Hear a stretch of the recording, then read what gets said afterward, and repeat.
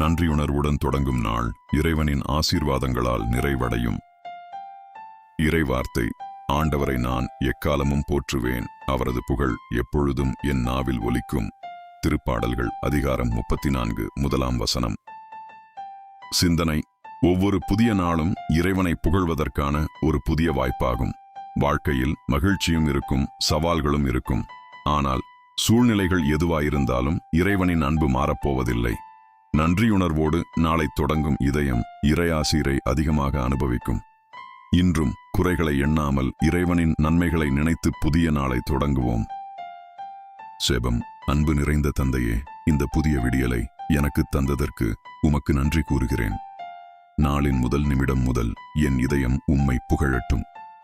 நீர் எனக்குச் செய்த எண்ணற்ற நன்மைகளுக்கு நன்றி செலுத்துகிறேன். இன்றைய நாளில் என் எண்ணங்களில் தூய்மையும், வார்த்தையில் அன்பும், செயல்கள் உமக்கு புகழ் சேர்ப்பதாகவும் அமையட்டும்.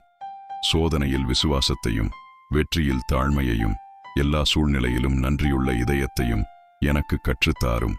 என் குடும்பத்தையும், நண்பர்களையும், நோயுற்றவர்களையும் உமது பாதுகாப்பில் வைத்து காத்துக்கொள்ளும். ஆமென்.